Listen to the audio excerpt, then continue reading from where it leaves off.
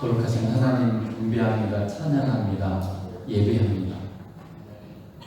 더 주님 알기 원하고 더 주님과 친밀해지고 더 주님과 하나 되어 걷기 원합니다. 더 하나님의 마음을 헤아려드리고 하나님을 행복하게 드리고 기쁘게 해드리는 자로 성장해 가기 원합니다. 더 거룩해지고 정결해지고 겸손해지고 이 땅에서 복음이신 예수 그리스도의 빛을 더 환하게 풍성하게 온전하게 드러내는 그런 삶을 살기 원합니다. 은혜 주시고 들려지게 해주시고 이 시간 하나님의 은혜와 사랑의 풍성히 가는 그런 복된 시간 되길 원하옵고 예수님 이름으로 기도드리옵나이다. 아멘. 이제 골로새서 끝부분에 도달했는데 바울은 오늘 골로새 편지예요. 사실 이게 편지이기 때문에 서신한테 서자를 써서 골로새 교회에 보내는 서신, 그래서 골로새서 이렇게 우리가 얘기를 하고 있죠.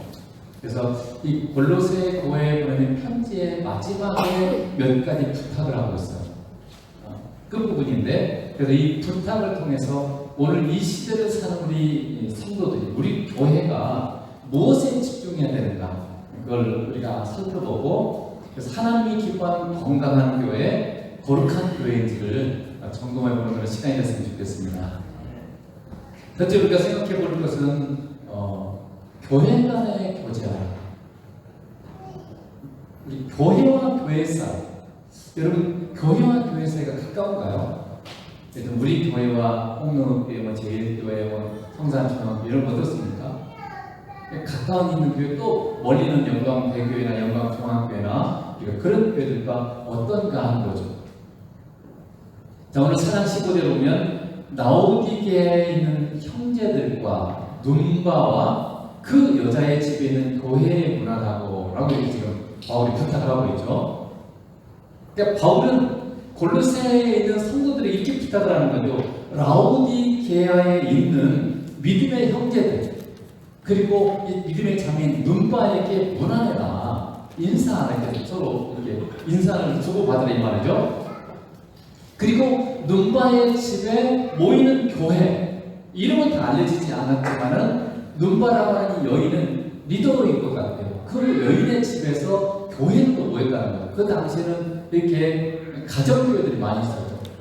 그래서 그 눈바라고 하는 여인이 자기 집을 오픈하고 아마도 믿음이 성숙한 그런 여인이겠죠. 그래서 그 집에서 주일마다 성도들이 함께 모여서 예배를 드렸기 때문에 이 눈바의 집에 있는 교회의 문화나 이렇게 얘기를 하고 있습니다. 그리고 곧 이어 16절에도 여러분이 보는 것처럼 이 골로새서를 너희가 다 읽은 후에 라오디게아인의 교회도 보내줘라. 보내주고 그리고 라오디게아의 교회에서 오는 편지도 너희가 읽어라. 이렇게 부탁을 하고 있습니다. 그래서 우리가 이 말씀을 통해서 우리는 이 골로새 교회하고 라오디게아 교회가 굉장히 잦은 왕래를 했고 굉장히 가까운 사이라는 걸 여러분 알 수가 있습니다. 자, 뒤에 보면 소에서의 이 지도를 제가 보였는데 저기 동그랗게 보이는 게 골로새 교회예요. 그리고 그 옆에 점으로 되어 있는 게 라오디게아 교회입니다. 굉장히 좀 거리적으로 가깝죠. 그리고 다른 교회도 사실은 지금의 터키 지역인데 거리상은 꽤 돼요. 그렇지만은 상대적으로 가까운 그런 거리에 있는 거죠. 예수님께서 이 요한계시를 보낼 때도 보면 이 터키적인 아시아의 7교회에게 편지를 보냈어요. 한 교회한테 보낸 게 아니라 대표적인 7교회에 서신을 보냈습니다. 성경의 모든 서신서들은 어떤 한 교회만을 목표로 해서 보낸 것이 아니라 그 시대의 교회들에게 보낸 편지예요. 유다서 1장 1절 보겠습니다. 예수 그리스도의 동이요 야고보의 형제인 유다는, 이 유다는 누구냐면 예수님의 동생이에요. 예수님의 동생 중에 야고보가 있었죠. 그 사도행전 15장에 보면 야고보가라는 장로가 나와요. 예루살렘 교회의 대표적인 그런 인물이었는데 이 야고보는 예수님의 동생입니다. 그리고 이 야고보의 동생이 또 유다가 있어요. 그 복음서에 그 형제들 야고보와 유다와 시몬 이렇게 4명의 형제가 나오는 예수님 형제 중에, 그래서 이 유다가 바로 그 예수님 형제 유다인 거죠. 근데 이 유다가 뭐라고 그러냐면 부르심을 받은 자 곧 하나님 아버지 안에서 사랑을 얻고 예수 그리스도를 위하여 지키심을 받은 자들에게 편지하노라 이렇게 되어 있어요. 그러니까 유다는 이 서신을 누구한테 보낸 거예요? 지금 이 수신자가 이제 편지를 받는 사람들이 나오는 거죠. 이 받은 자가 누구냐면 부르심을 받은 자 이렇게 되어 있어요. 그러니까 하나님께 부르심을 받은 모든 사람 이런 뜻이에요. 그리고 동일하게 또 뭐라고 되어 있냐면 하나님의 사랑을 받고, 그러니까 하나님의 사랑을 받고 예수 그리스도께서 지키시는 자, 우리말에는 예수 그리스도를 위하여 지킴받는 자로 NIV 영어 성경에 보면 예수님께서 지켜주시는 자, 예수님께서 보호하시는 자 이렇게 되어 있어요. 그러니까 이 유다는 이 서신을 누구한테 보내냐면 하나님의 사랑을 받고 예수님에 의해서 보호하심을 받는 자들에게 내가 이 편지를 보낸다 이렇게 되어 있어요. 그러니까 이 동일해요. 부르심을 받은 자나 하나님의 사랑받고 예수님에 의해서 지킴받는 자 똑같은 말이에요. 그러니까 우리는 어떤 사람들이에요? 하나님의 사랑받는 존재, 그리고 예수님이 지켜주시는 존재라는 거죠. 여러분 스스로 혼자 잘 사는 줄 알았죠? 근데 사실 우리가 지금 이렇게 안전하게 살고 이렇게 돌아다니고 이렇게 하면서 사고 안 나고 이게 다 뭐예요? 예수 우리를 지켜주시기 때문에 여러분 지금 이 모든 걸 누리는 거예요. 여러분 잘 피해 다니고 뭐 잘 갖고 이렇게 여러분이 평안한 삶을 살고 있는 것 같죠? 천만의 말씀입니다. 사실은 예수님께서 하나님께서 우리를 지켜주시고 보호하시기 때문에 우리가 지금 안전한 삶을 사는 것이지 내가 뭐 다 알아갖고 그런 게 아니에요. 그러니까 지금 이 말씀 그런 거예요. 그러므로 성경이 말하는 교회란 지금 이 시대에 현세적으로 말하면 이 세상에서 예수님을 믿는, 예수님을 진실로 믿는 모든 자를 말하는 거예요. 교회가 그게 교회예요. 그럼에도 불구하고 성경에도 보면 분명하게 우리가 말하는 지교회, 우리 사랑의 교회 같은 지교회라고 해요. 지교회 또는 개교회라고 부르는 그런 교회들이 있었어요. 성경 시대에도 보면 예루살렘 교회가 있었고 안디옥 교회가 있었고 오늘 본문에도 나오는 눈바의 집에서 모이는 교회도 있었어요. 이렇게 개별적인 교회가 필요해요. 사실은 전체가 하나의 교회지만 이 개별적인 교회, 지교회가 반드시 필요하죠. 왜냐하면 지역적인 한계 때문에 그렇습니다. 여러분 예배에 이렇게 함께 모이려면 서울에서 여기 오기가 쉬워요, 어려워요? 어렵잖아요. 더군다나 당시에 무슨 교통수단이 발달한 것도 아니고 만약에 서울에서 여기 오려면 어떡하겠어요? 한 달 전에 출발해서 와야 되잖아요. 그럼 그 사이에 예배도 잘 드릴 수 없고 이렇게 되겠죠. 그래서 예배 모임을 위해서도 그렇고 교제를 하는데도 그렇고 이동 거리가 멀면 어떻게 돼요? 시간이 많이 필요하기 때문에 어려웠습니다.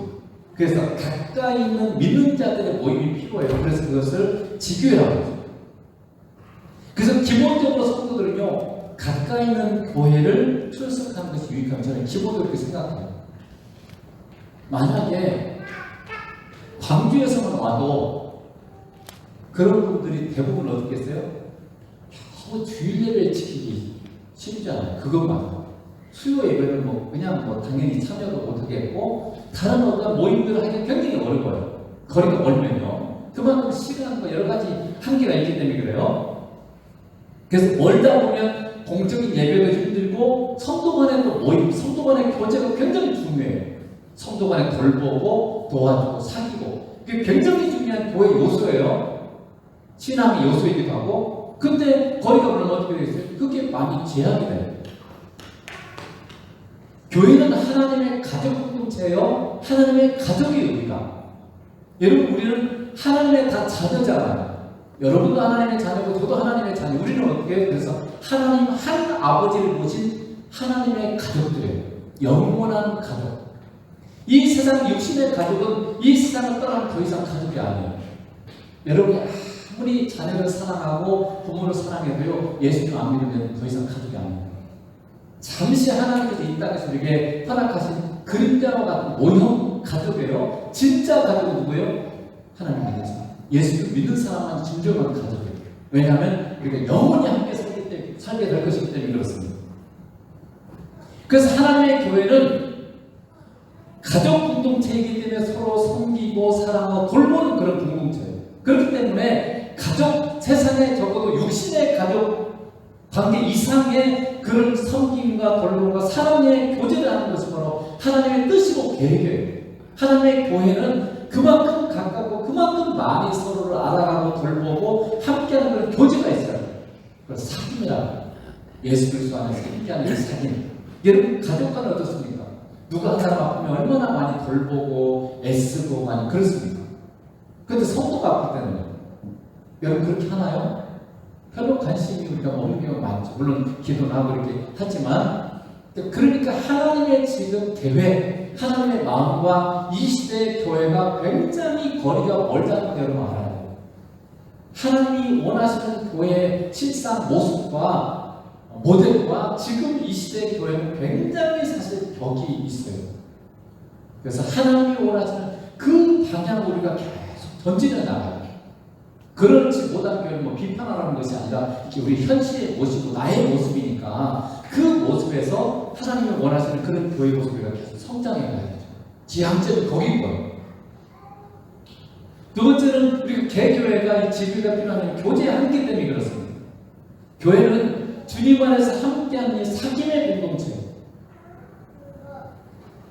서로가 서로의 깊은 내면을 함께 나누고 함께 기도하고 돕는 공동체예요.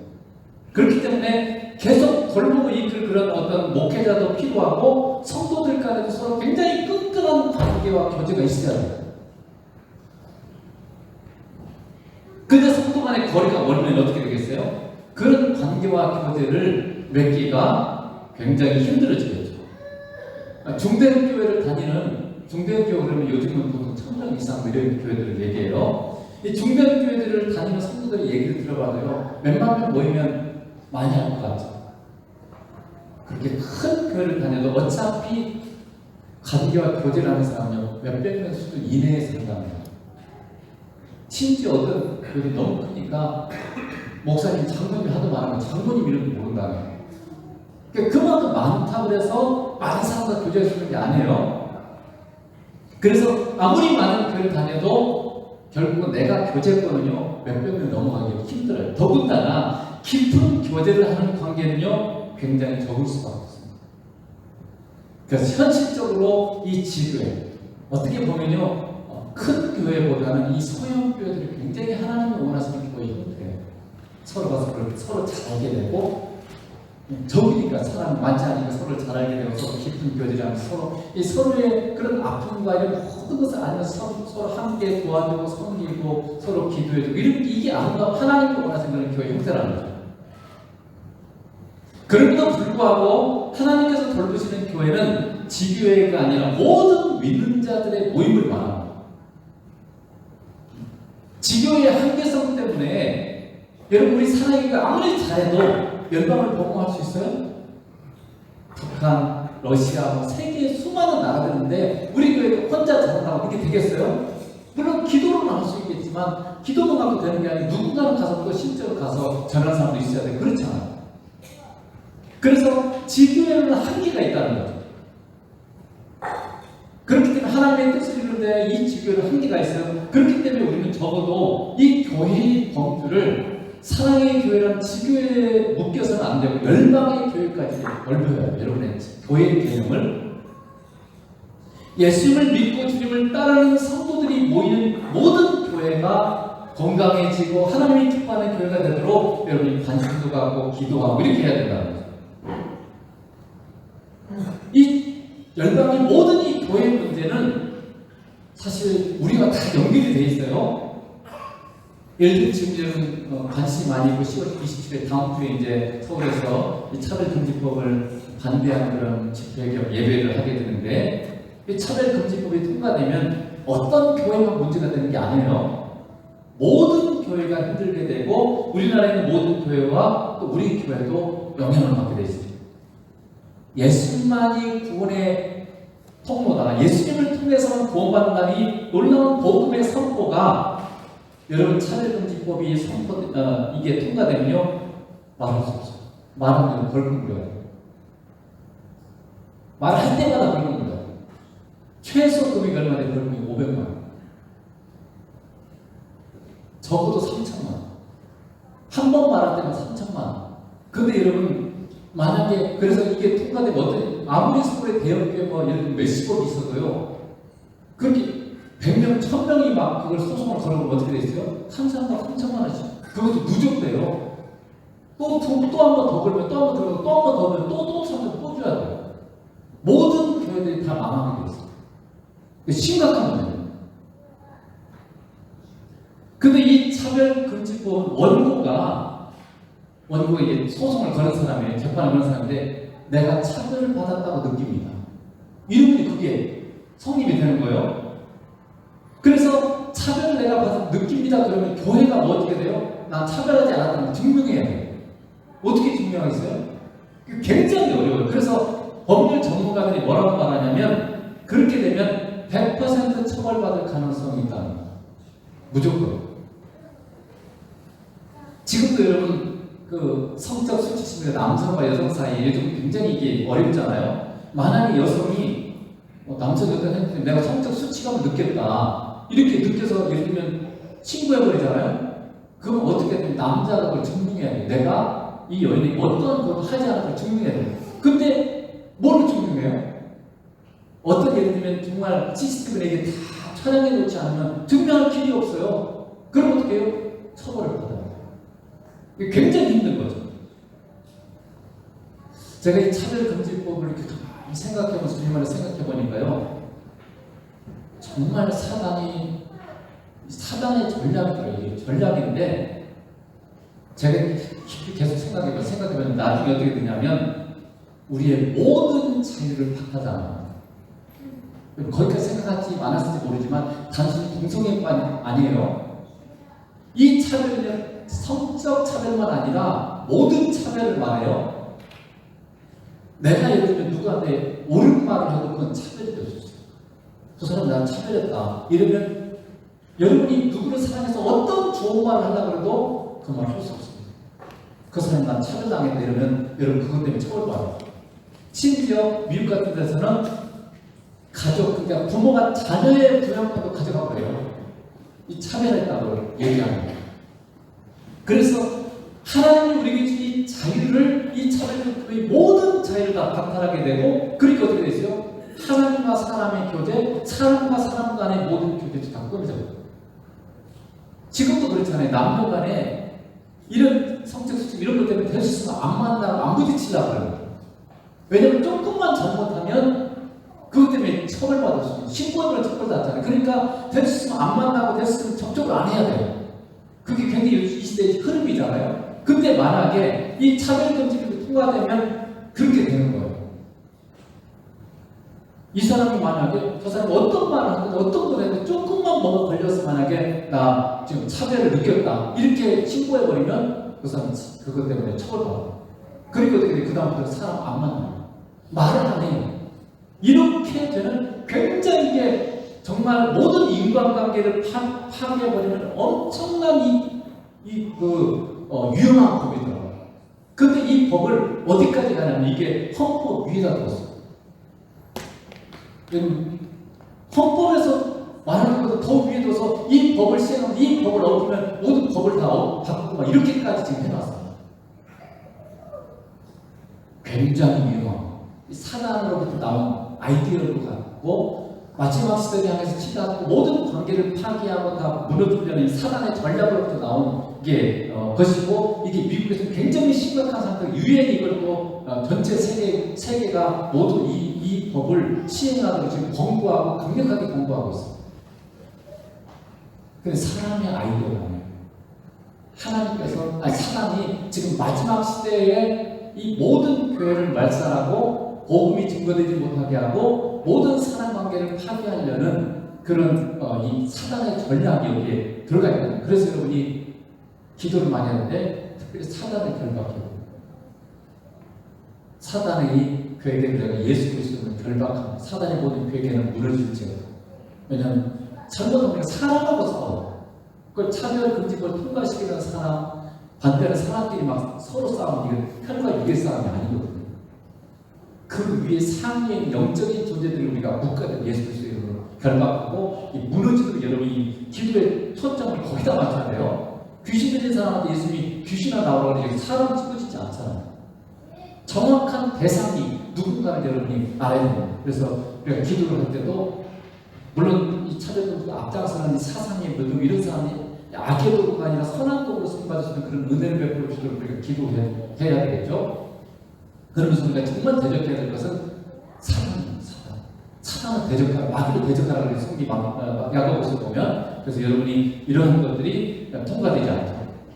그래서 어쨌든 간에 이 모든 교회들이 똑같은 영향과 똑같은 이게 한 몸이라는 걸 지금 말씀하고 있는 거예요. 그래서 우리는 열방의 교회가 거룩해지도록 주님을 잘 믿고 따르도록 기도하고 힘써야 됩니다.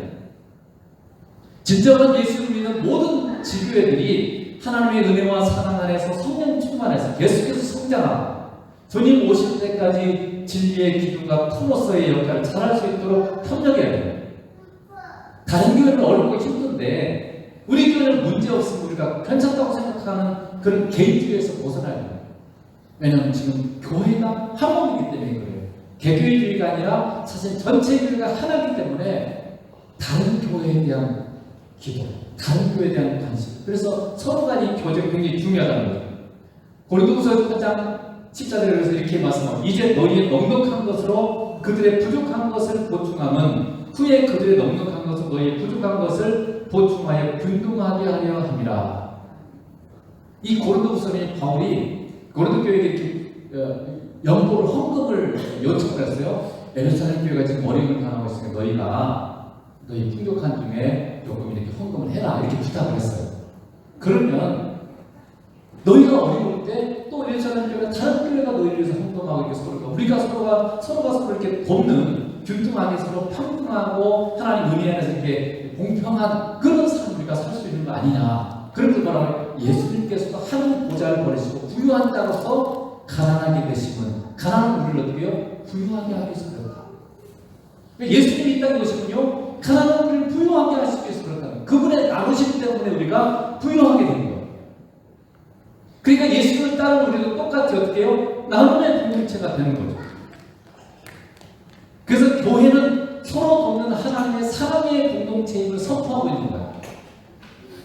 내가 부족할 때 다른 사람의 도움을 받고 또 다른 사람이 부족할 때 내가 다른 사람을 돕고 다른 교회가 부족할 때 우리 교회가 돕고 우리 교회가 또 부족하면 다른 교회가 우리를 돕고 그런 돕고 사랑을 나누는 그런 가족 공동체가 바로 교회라는 거죠. 이게 우리 지교회만 아니라 열방의 교회가 바로 그런 하나님의 교회다라고 지금 하나님께서 바울처럼 이렇게 말씀하는 거죠.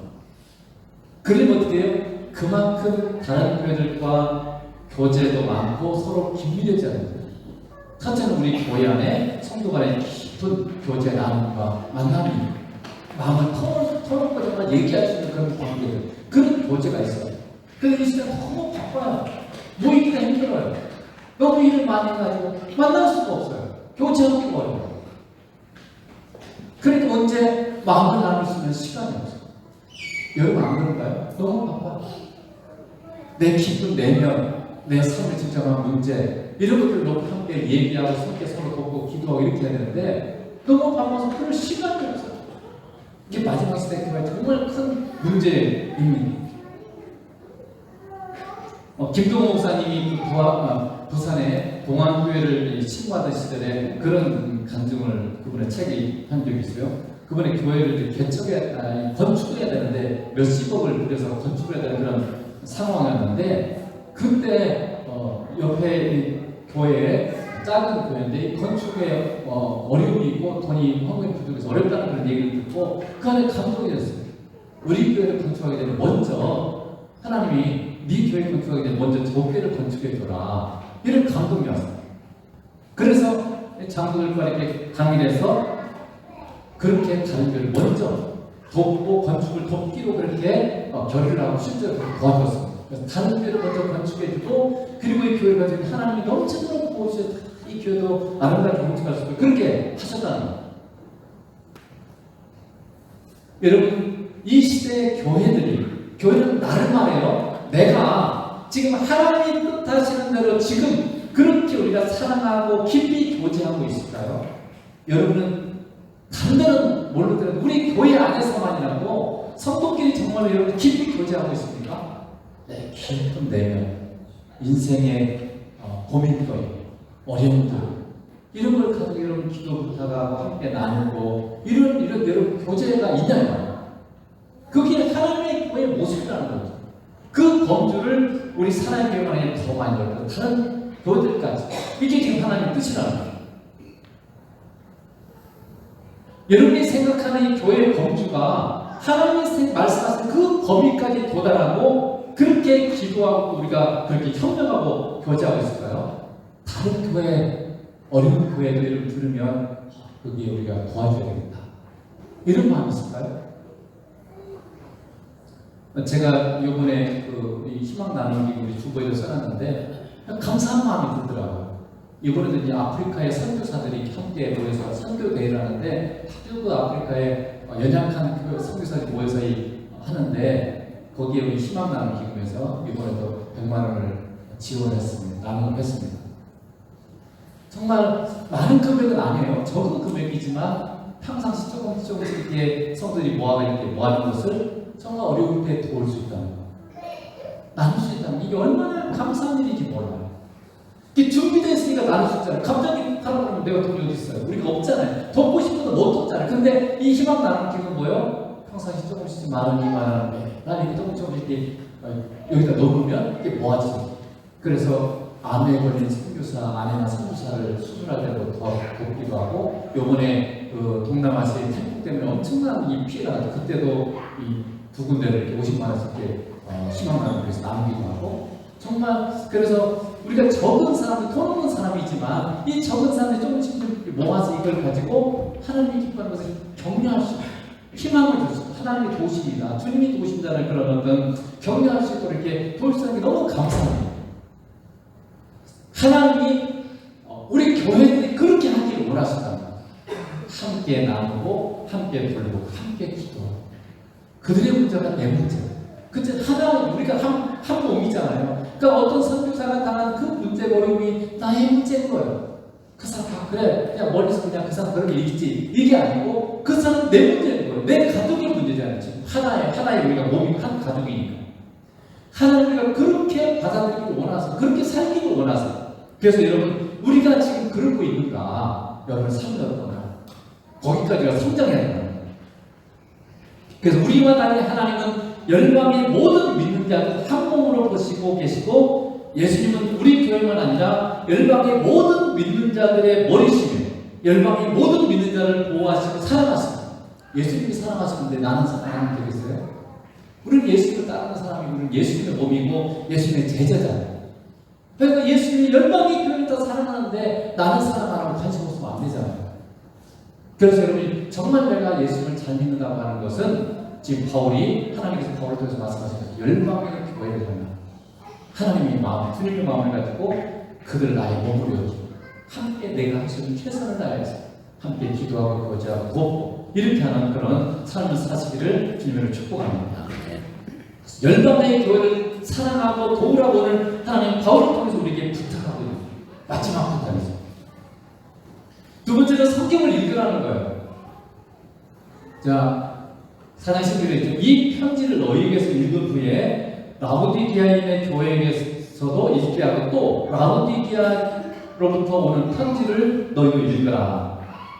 그러니까 바울은 골로새 교회에게 골로새서 편지를 보내줬죠. 그래서 골로새서 편지를 읽고 그럴 뿐만 아니라 라오디게아 교회에서 오는 편지를 읽으라. 이게 주석을 보니까 에베소서라고 되어 있습니다.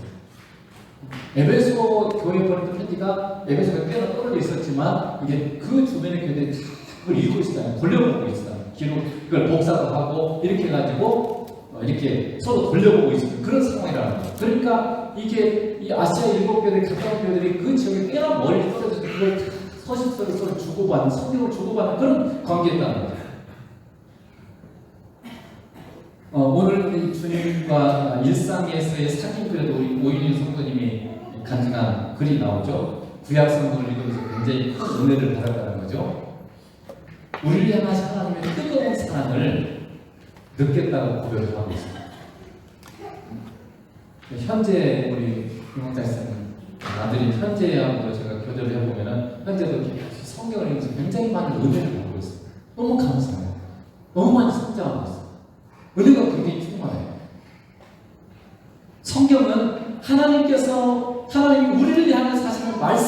못하는 거예요. 즉 성경을 통해서 우리는 말씀하시는 인격체이신 하나님을 만나는 거예요. 그냥 글자만 보면 여러분 안 됩니다. 이 글자를 통해서 말씀하신 지금 하나님께서 말씀하고 계시잖아요. 그 말씀하시는 하나님 말씀하시는 예수님을 여러분이 만나야 돼요. 인격체이신 그분을 만나야지 글자 하나만 같이 갖고 있으면 안 됩니다.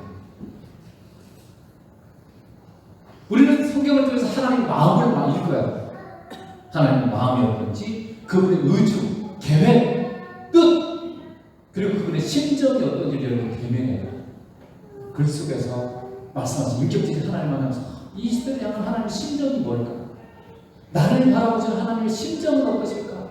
나를 보시는 하나님께서 나 때문에 행복해하시고 기뻐하실까? 아니면 나 때문에 근심하시고 안타까워하실까?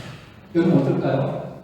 여러분 자신을 볼 때 여러분을 바라보시는 하나님이 쟤 때문에 나 너무 행복하다 이럴까요? 아니면 여러분의 모습은 좀 슬퍼하시고 안타까워하실까요? 이게 현실이에요. 내가 정말 성경을 읽을 때 또 여러분이 사귐 기도를 통해 주님 만나는데 그분의 심정을 읽어요. 의중과 심정. 우리를 지극히 사랑하신 하나님의 은혜와 사랑을 여러분이 경험할 수 있어요. 말씀을 읽으면서. 그래서 우리가 잘 아는 것처럼 요한복음 3장 11절에 가장 유명한 것은 하나님이 세상을 이처럼 사랑하사 독생자를 주셨으니 이는 그를 믿는 자마다 멸망하지 않고 영생을 얻게 하려 하십니다. 이 말씀을 통해서 하나님을 얼마나 사랑하시는가 여러분이 경험해야 돼요. 만나야 돼요. 그분이 그분의 하나밖에 없는 아들의 생명을 우리를 위해서 주시기까지 우리를 사랑하세요. 하나님의 고백이죠. 내가 너를 이렇게 사랑한다. 내 하나밖에 없는 아들을 너를 위해서 기꺼이 죽을까지 내가 너를 이렇게 사랑한다. 지금 이렇게 우리에게 고백하고 있는 거예요. 하나님의 사랑을 지금 우리에게 고백하고 있는 거죠. 그렇게 하신 이유를 이어보면 우리는 죄 때문에 영원한 지옥불의 심판을 받아야 마땅한 존재들이에요. 그런데 이 지옥불의 심판에서 우리를 건져서 하나님 아버지 예수님과 우리가 영원히 함께 살며 사귀며 사랑으로 함께할 그런 삶을 살도록 하기 위해서 우리를 건져주셨다. 하나님 우리를 사랑하신 이유가 뭐라고요? 우리와 영원히 사랑하며 함께 살기 위해서.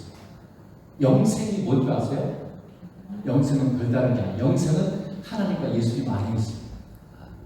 그 영생은 영생이신 하나님과 예수님과 함께 사는 게 영생이에요. 그 하나님을 사랑하고 예수님을 사랑하고 항상 영원히 함께 사랑하며 사는 게 이게 영생이지 무슨 천국 좋은 곳에 딱 가가지고 좋은 곳에 뭐 우리끼리 그냥 편하게 하는 이런 게 아니에요.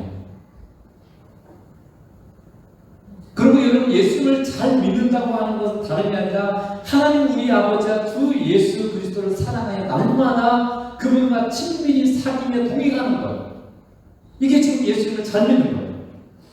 그 삼일째 하나님을 우리가 만나는 중요한 통로가 뭐예요? 성경이에요. 하나님 우리에게 어떻게 말씀하냐면 성경을 통해서 말씀하세요. 물론 때로는 우리에게 직접 귀에 들려주시기도 하고 꿈으로 보여주기도 하지만 하나님이 그런 것들이 틀릴 수도 있어요. 그리고 때로는 사람으로부터 올 수도 있어요. 분별력이 없으면. 그래서 여러분 사실 이단들이 전부 다 사단으로 보았잖아요. 처음에는 굉장히 신비한 경험을 하고 이러면 이게 나중에 틀어져가지고 엉뚱하고 간 거예요. 근데 하나님 말씀은요, 하나님 공정한 거예요. 이건 편한 거죠. 공인된 거의 이거예요. 그래서 하나님 말씀 틀린 게 없어요. 그래서 여러분이 하나님으로부터 음성을 잘 들으려면 성경을 많이 읽어요. 왜냐하면 하나님은 대부분 성경을 말씀하시고 성경을 벗어나지 않습니다. 하나님 하신 말씀은. 그래서 여러분이 하나님으로부터 잘 들으려면 성경을 많이 읽어요. 하나님께서 우리 모든 믿는 자에게 그분의 마음, 우리를 향한 계획을 성경을 통해서 우리에게 말씀하시고 나는 너에게 이렇게 네가 이렇게 살기를 원한단다. 너 인생 이렇게 되기를 원한단다. 어디 기록해놨어요? 성경에 기록해놨어요. 여러분이 하나님께 하나님 나한테 뭘 하고 싶으세요? 그러면 성경을 통해서 우리에게 가르쳐주시는 거예요. 대부분 그렇습니다. 그리고 성경을 진실로 제대로 읽는 사람은 삼일째 하나님의 은혜와 사랑을 경험하게 되고 그분의 영광을 경험하게 됩니다. 그래서 세상을 이기고 있고 마귀의 계기를 물리칠 수도 있고 성경을 읽고 하나님을 제대로 알고 만나는데 그게 가능한 거예요. 성경을 통해서 우리는 우리가 믿는 하나님을 더 잘 알 수 있고 더 깊이 만날 수 있습니다. 그렇기 때문에 초대교회는 이 성경을 서로 주고받으면서 읽고 또 읽었던 거예요. 여러분, 성경을 읽지 않고 성경 말씀을 듣지 않고 신앙이 자라는 법은 없어요. 반드시 그렇습니다. 만약에 성경을 여러분 제대로 읽지 않고 그냥 기도에만 집중한다, 반드시 신비주의로 가고 이단의 바닥에 넘어오는 것이고, 그런 사람이 수없이 많습니다. 왜냐하면 사단은 얼마든지 광명의 천사로 나타나고 성경을 읽지 않고 이런 분별력을 가질 수 없어요. 내가 믿는 하나님이 어떤 분인지를 제대로 알지 않고는 하나님 어떻게 알겠어요? 그분의 말씀을 통해서 만나고 자꾸 그분과 사귀고 이러면 그분이 어떤 분인지를 제대로 알아야 우리가 안 속는 거예요.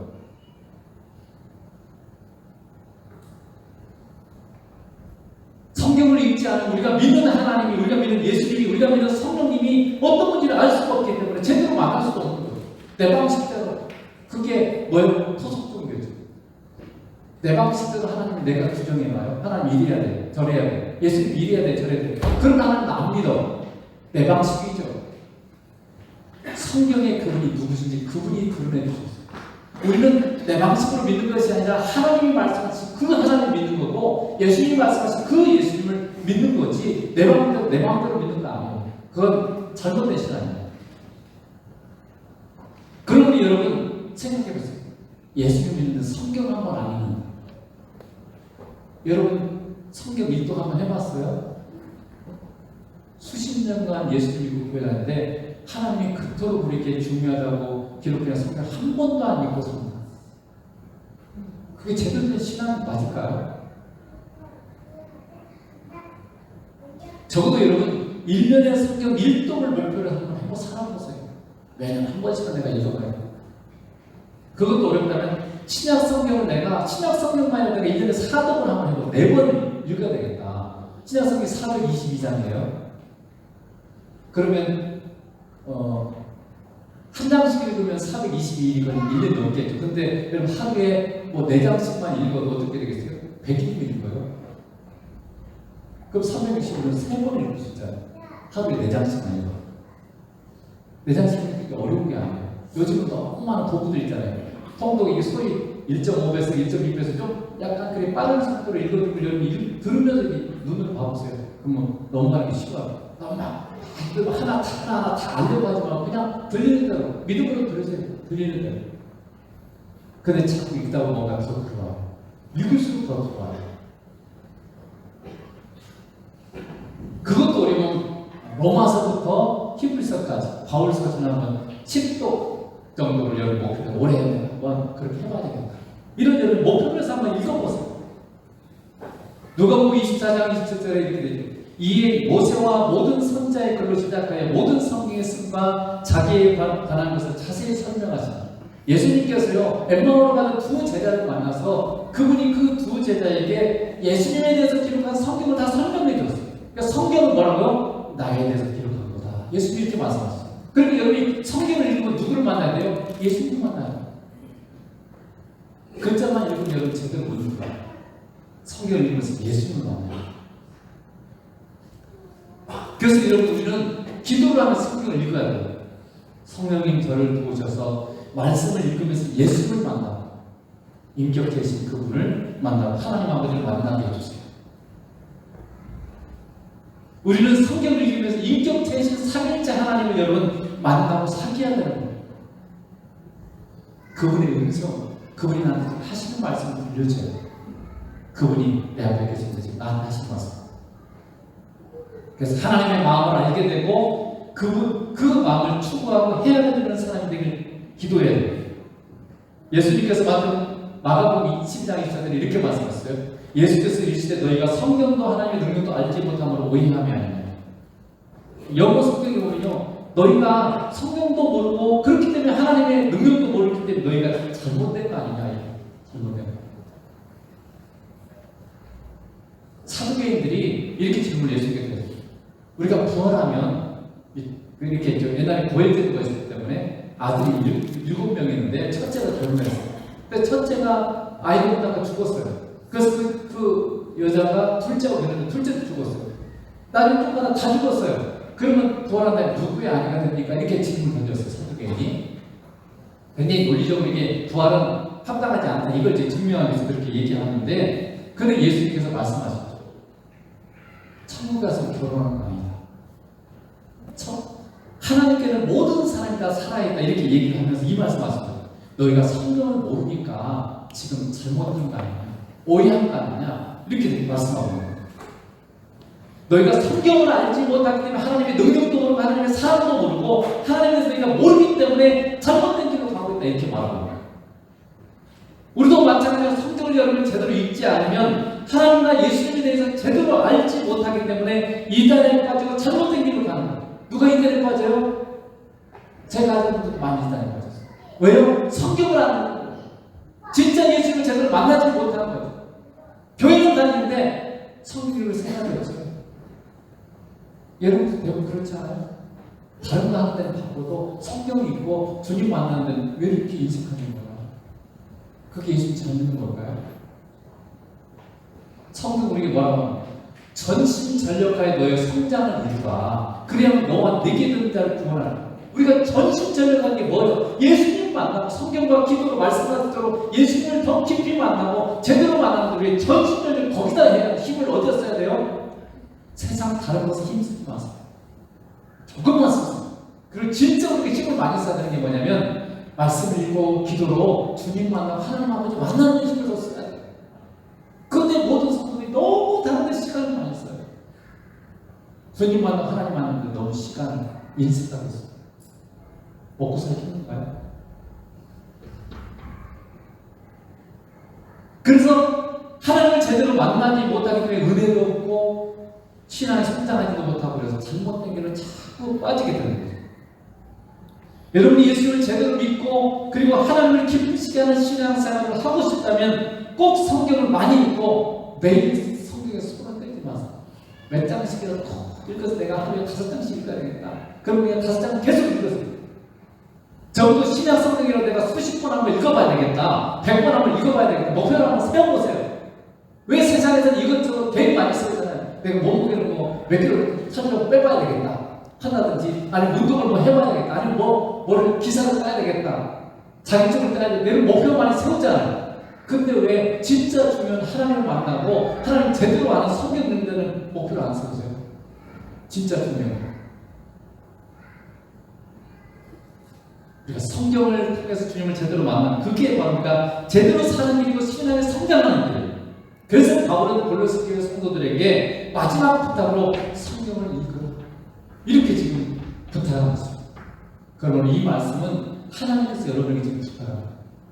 제발 내가 말씀한 성경을 너희는 읽었으면 좋겠다. 다른 데 쓰기보다 나를 만나기 위해서 내가 성경을 읽고 나를 좀 제대로 알았으면 좋겠다. 그래서 정말 나를 너희가 좀 사랑해줘. 나의 사랑을 너희가 풍성히 누리는 그런 사람 되면 좋겠다. 이렇게 지금 말씀하고 있습니다. 이 말씀이 정말 여러분의 귀에 들려지고 마음에 새겨지고 그리고 결단했으면 좋겠습니다. 결단하지 않으면 안 하겠다는 뜻입니다. 기도하겠습니다.